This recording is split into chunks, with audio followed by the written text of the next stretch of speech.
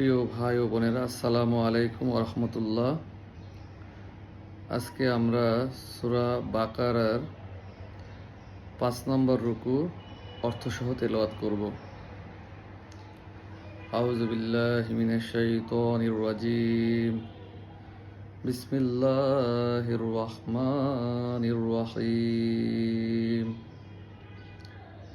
يا بني إسرائيل اذكروا نعمتي التي أنعمت عليكم وأوفوا بعهدي أوفي بعهدكم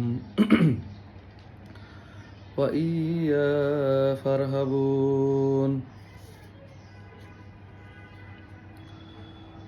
وآمنوا بما أنزلت مصدقا لما معكم ولا تكونوا أول كافر به ولا تشتروا بآياتي مثلا قليلا وإياي فاتقون ولا تلبسوا الحق بالباطل وتكتموا الحق وأنتم تعلمون وأقيموا الصلاة وآتوا الزكاة واركعوا مع الراكعين أتأمرون الناس بالبر وتنسون أنفسكم وأنتم تتلون الكتاب أفلا تعقلون واستعينوا بالصبر والصلاة وإنها لكبيرة إلا على الخاشعين الذين يظنون أنهم ملاقو ربهم وأنهم إليه راجعون صدق الله العلي العظيم। সম্মানিত শ্রোতা মণ্ডলী, আজকে আমরা সূরা বাকারার ৫ নম্বর রুকু অর্থাৎ ৪০ থেকে ৪৬ এই ৭টি আয়াত তেলাওয়াত করলাম। আল্লাহ আমাদের ভুল ত্রুটি ক্ষমা করুন। এখন আমরা এর অর্থ জানার চেষ্টা করব। ইরশাদ হচ্ছে, হে বনি ইসরাইল,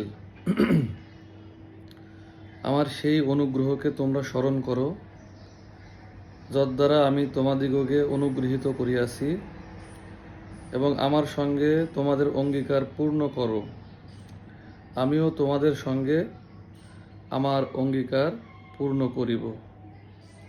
আর তোমরা শুধু আমাকেই ভয় করো। আমি যাহা অবতীর্ণ করিয়াছি তোমরা তাহাতে ঈমান আনো। ইহা তোমাদের নিকট যাহা আছে উহার প্রত্যয়নকারী, আর তোমরাই উহার প্রথম প্রত্যাখ্যানকারী হইও না, এবং আমার আয়াতের বিনিময়ে তুচ্ছ মূল্য গ্রহণ করিও না। তোমরা শুধু আমাকেই ভয় করো। তোমরা সত্যকে মিথ্যার সহিত মিশ্রিত করিও না, এবং জানিয়া শুনিয়া সত্য গোপন করিও না। তোমরা সালাত কায়েম করো ও জাকাত দাও, এবং যাহারা রুকু করে তাহাদের সহিত রুকু করো। তোমরা কি মানুষকে সৎ কাজের নির্দেশ দাও আর নিজেদিগকে বিস্মৃত হও? অথচ তোমরা কিতাব অধ্যয়ন করো। তবে কি তোমরা বুঝো না? তোমরা ধৈর্য ও সালাতের মাধ্যমে সাহায্য প্রার্থনা করো, এবং ইহা বিনীতগণ ব্যতীত আর সকলের নিকট নিশ্চিতভাবে কঠিন। তাহারাই বিনীত যাহারা বিশ্বাস করে যে তাহাদের প্রতিপালকের সহিত নিশ্চিতভাবে তাহাদের সাক্ষাৎকার ঘটিবে এবং তাহারই দিকে তাহারা ফিরিয়া যাইবে। সম্মানিত ভাই ও বোনেরা, আমরা আসলে আজকে 7টি আয়াত বাংলা অর্থ সহ জানলাম। আসলে অনেকগুলো আয়াতই আমাদের হৃদয় ছুঁয়ে যায়। অর্থাৎ মহান রাব্বুল আলামিন আমাদেরকে ধৈর্য সালাতের মাধ্যমে তার সাহায্য প্রার্থনা করতে বলছেন এবং বলছেন এটা শুধুমাত্র বিনীতগণের পক্ষেই সম্ভব, বাকিদের জন্য অত্যন্ত কঠিন। এবং যারা নিশ্চিত বিশ্বাস করে যে আল্লাহর সাথে আমাদের সাক্ষাৎ হবে এবং আমরা তার কাছেই ফিরে যাব। তো মহান রাব্বুল আলামিন আমাদের এই আয়াতগুলোকে বোঝার তৌফিক দান করুন এবং এই আয়াতের আলোকে আমাদেরকে আমল করার তৌফিক দান করুন। ওয়া মা তৌফিক ইল্লা বিল্লাহ। আসসালামু আলাইকুম ওয়া রাহমাতুল্লাহ।